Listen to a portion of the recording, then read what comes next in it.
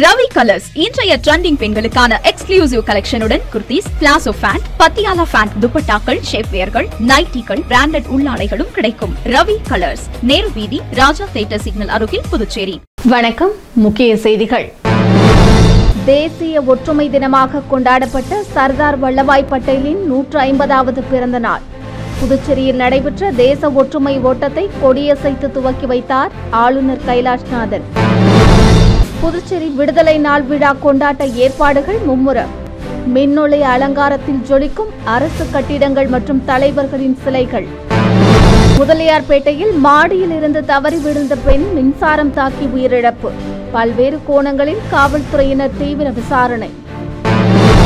புதுச்சேரியில் பொது இடங்களில் மது அருந்தி தகராறில் ஈடுபட்ட 64 பேர் கைது. காவல்துறையின் நடவடிக்கை தொடரும் என எச்சரிக்கை. நம்ம பாண்டிச்சேரிக்கு ரிலையன்ஸ் ஃபேஷன் வேர்ல்ட் வந்தாச்சு. குவாலிட்டியான பிராண்டட் ஆடைகள் கம்மியான விலையில. எங்க தெரியுமா?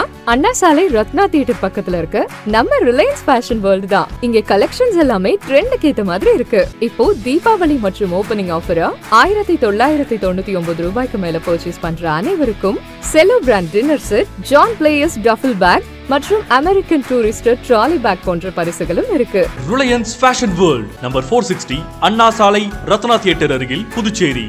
இனி விரிவான செய்திகள். இரும்பு மனிதர் என்று அழைக்கப்படும் சர்தார் வல்லபாய் பட்டேலின் 150வது பிறந்தநாளையொட்டி நடைபெற்ற தேசிய ஒற்றுமை ஓட்டத்தை ஆளுநர் கைலாஷ்நாதன் கொடியசைத்து துவக்கி வைத்தார். இந்தியாவின் இரும்பு மனிதர் சர்தார் வல்லபாய் பட்டேலின் 150வது பிறந்தநாள் தேசிய ஒற்றுமை தினமாக கொண்டாடப்பட்டது. இதையொட்டி புதுச்சேரி அரசின் செய்தி மற்றும் விளம்பரத்துறையின் சார்பில் நடைபெற்ற விழாவில் ஆளுநர் கைலாஷ்நாதன் சிறப்பு விருந்தினராக கலந்து கொண்டு தேசிய ஒற்றுமை தின உறுதிமொழியை வாசிக்க பங்கேற்பாளர்கள் அனைவரும் உறுதிமொழியேற்றனர். தொடர்ந்து பள்ளி கல்லூரி மாணவ மாணவிகளின் ஒற்றுமை ஓட்டத்தை ஆளுநர் கைலாஷ்நாதன் கொடியசைத்து துவக்கி வைத்து பல்வேறு காவல்படை பிரிவினரின் அணிவகுப்பு மரியாதையை ஏற்றுக்கொண்டார். நிகழ்ச்சியில் முதலமைச்சர் ரங்கசாமி, சபாநாயகர் ஏம்பலம் செல்வம், அமைச்சர் நமச்சிவாயம், சட்டமன்ற உறுப்பினர்கள் சாய் சரவணகுமார், தலைமைச் செயலர் சரத் சௌகான், காவல்துறை தலைவர் சிங்களா, செய்தித்துறை செயலர் முகமது ஹசன் அபித், காவல்துறை துணைத் தலைவர் சத்தியசுந்தரம் மற்றும் அதிகாரிகள் பலர் கலந்து கொண்டனர்.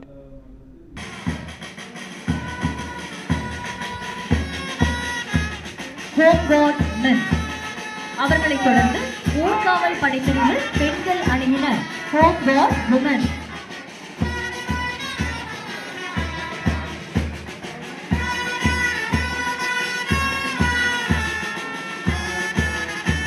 அணிவகுப்பில் அடுத்து வருபவர்கள் தீயணைப்பு துறையினர், ஃபயர் சர்வீஸ்,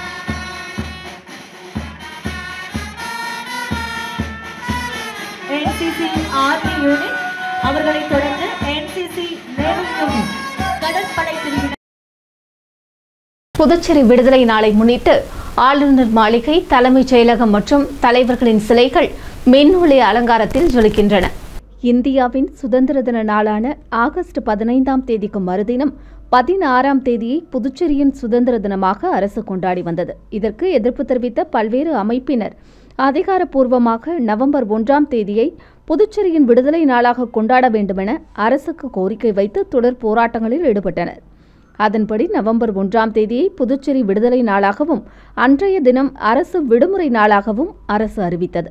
இதையடுத்து பல ஆண்டுகளாக தொடர்ந்த வரலாற்று பிழை நீக்கப்பட்டு 2014 முதல் நவம்பர் 1ஆம் தேதி புதுச்சேரி தனது விடுதலை நாளை கோலாகலமாக கொண்டாடி வருகிறது. இந்நிலையில் புதுச்சேரியின் விடுதலை நாள் விழா நவம்பர் 1ஆம் தேதியில் அரசு சார்பில் கொண்டாடப்பட உள்ள நிலையில் விடுதலை நாள் கொண்டாட்டத்திற்காக கடற்கரை காந்தி திடல் அருகே பிரம்மாண்டமான பந்தல் அமைக்கப்பட்டுள்ளது. சட்டசபை, ஆளுநர் மாளிகை, தலைமைச் செயலகம் உட்பட அரசு கட்டடங்களுக்கு மின் விளக்கு அலங்காரம் செய்யப்பட்டுள்ளதால் புதுச்சேரி நகரம் விழாக்கோலம் பூண்டுள்ளது. புதுச்சேரி முதலியார்பேட்டையில் மாடியில் இருந்து தவறி விழுந்த பெண் உயிரிழந்த சம்பவம் பெரும் சோகத்தை ஏற்படுத்தியுள்ளது. புதுச்சேரி முதலியார்பேட்டை ஜெயம் நகரில் வசித்து வரும் சுரேஷ் என்பவரின் மனைவி சூர்யா.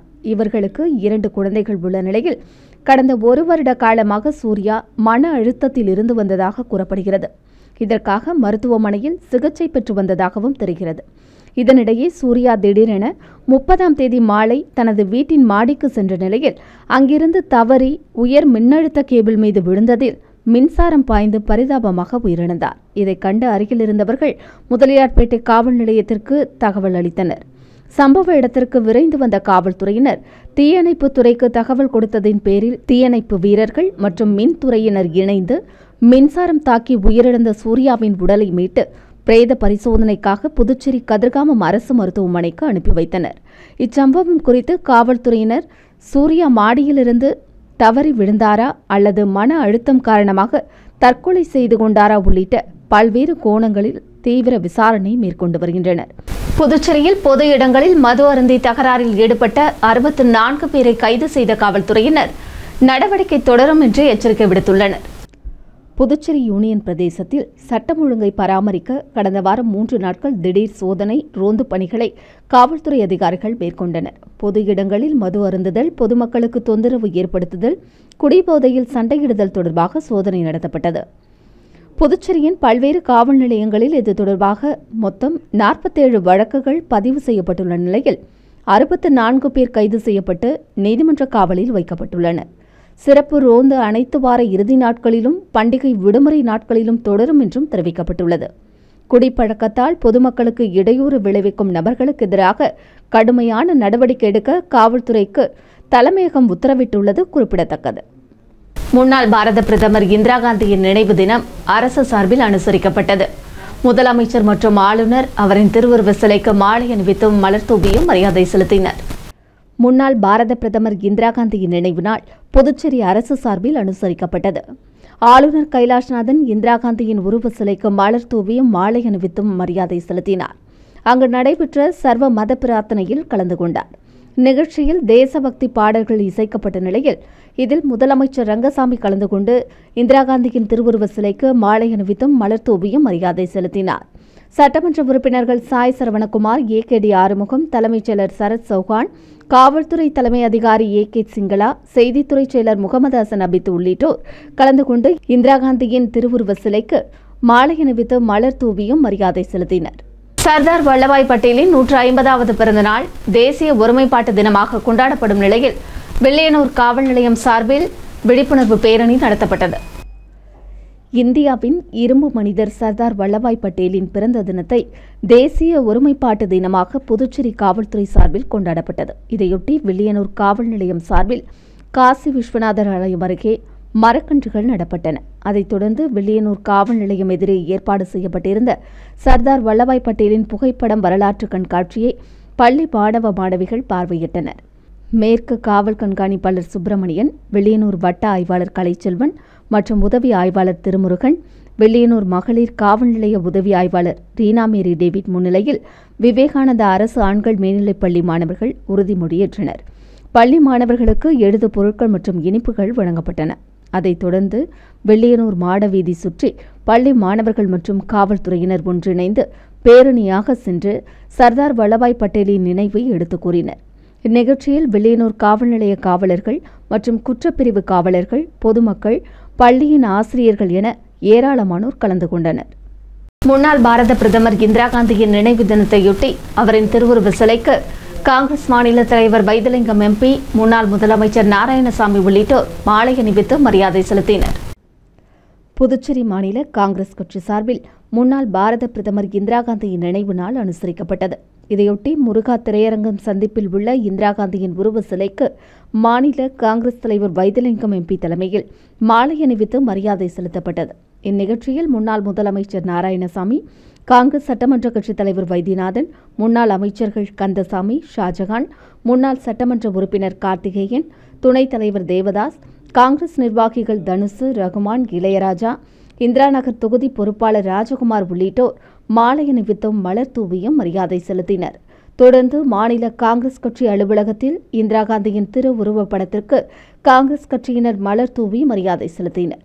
நவம்பர் 1ஆம் தேதி புதுச்சேரி விடுதலை நாளையொட்டி முதலமைச்சர் ரங்கசாமி புதுச்சேரி மக்கள் அனைவருக்கும் விடுதலை நாள் வாழ்த்து தெரிவித்துள்ளார்.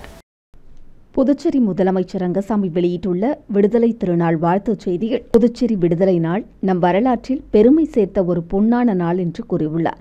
நமது மாநிலத்தின் விடுதலைக்காக நம் முன்னோர்கள் செய்த தியாகம், போராட்டம் மற்றும் உறுதியை நாம் இன்று பெருமையுடன் நினைவு கூற உள்ளோம் என்றும், இன்றைய தலைமுறை அந்த விடுதலை உணர்வை மனத்தில் கொண்டு மாநிலத்தின் வளர்ச்சி, சமூக ஒற்றுமை, நலனுக்காக உறுதியுடன் செயல்பட வேண்டும் என்றும் அவர் கூறியுள்ளார். விடுதலைக்கு பிந்தைய இந்த 70 ஆண்டுகளில் புதுச்சேரி பல துறைகளில் முன்னேற்றம் கண்டுள்ளதாக குறிப்பிட்ட அவர், கல்வி, சுகாதாரம், சுற்றுலா, தொழில், விவசாயம், தகவல் தொழில்நுட்பம் என அனைத்து துறைகளிலும் வளர்ச்சி பாதையில் முன்னேறியுள்ளதாக கூறியுள்ளார். மக்கள் நலனை முதன்மை நோக்கமாக கொண்டு தமது அரசு மேற்கொண்டு வரும் பல வளர்ச்சிப் பணிகளால் புதுச்சேரி மாநிலம் முன்னோடி மாநிலமாக திகழ்வதாகவும் அவர் கூறியுள்ளார். இந்த விடுதலை திருநாளில் விடுதலை வீரர்களுக்கு நெஞ்சார்ந்த வணக்கங்களை செலுத்தி புதுச்சேரி மாநிலத்தின் பாரம்பரிய பெருமைகளையும் தனித்தன்மைகளையும் போற்றி பாதுகாத்திட உறுதியேற்க வேண்டும் என்று கூறியுள்ள அவர், புதுச்சேரி மக்கள் அனைவருக்கும் இனிய புதுச்சேரி விடுதலை திருநாள் வாழ்த்துக்களை தெரிவித்துள்ளார். நெட்டப்பாக்கம் செல்வ முத்துக்குமார சுவாமி ஆலயத்தில் நடைபெற்ற தெப்ப உற்சவ பெருவிழாவில் திரளான பக்தர்கள் கலந்து கொண்டு தரிசனம் செய்தனர். புதுச்சேரி மாநிலம் அருகே உள்ள நெட்டப்பாக்கம் முத்துக்குமார சுவாமி ஆலயத்தில் கந்தசஷ்டி பெருவிழா சிறப்பாக நடைபெற்றது. ஐப்பசி 5ஆம் தேதி கொடியேற்றத்துடன் விழா தொடங்கிய நிலையில் வள்ளி தெய்வானை முத்துக்குமார சுவாமி சிறப்பு அலங்காரத்தில் தெப்ப உற்சவத்தில் முத்துப்பள்ளக்கில் அமர்ந்து பக்தர்களுக்கு அருள்காட்சி அளித்தனர். முன்னதாக இந்திர விமானம், பூத விமானம், மயில் வாகனம், ஆட்டுக்கிடா வாகனங்களில் முத்துக்குமார சுவாமி திருவீதி உலா உற்சவம் நடைபெற்றது. தொடர்ந்து சூரசம்ஹார நிகழ்ச்சிகள் நடைபெற்றன. பின்னர் வள்ளி தெய்வானை செல்வ முத்துக்குமார சுவாமி திருக்கல்யாண உற்சவம் முடிந்து மஞ்சள் நீர் உற்சவம் வெகு விமர்சையாக நடைபெற்றது. விழாவில் நெட்டப்பாக்கம் மற்றும் சுற்றுப்புற கிராம மக்கள் கலந்து கொண்டு சுவாமி தரிசனம் செய்தனர். பின்னர் பக்தர்களுக்கு அன்னதானம் வழங்கப்பட்டது. தெப்ப உற்சவத்துக்கான ஏற்பாடுகளை அரசு ஊழியர்கள் மற்றும் பொதுமக்கள் சிறப்பாக செய்திருந்தனர்.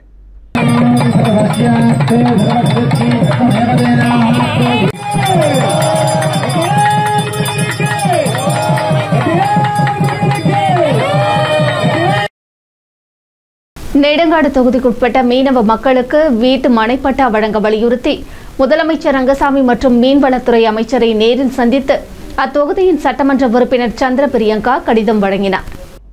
நெடுங்காடு தொகுதிக்குட்பட்ட கோட்டுச்சேரி மேடு, காளிக்குப்பம், அக்கம்பேட்டை, மண்டபத்தூர் உள்ளிட்ட பகுதிகளில் மீனவ மக்களுக்கு வழங்கப்பட்ட வீட்டு மனைகளுக்கு பட்டா நீண்ட காலமாக வழங்கப்படாமல் நிலுவையில் உள்ளது.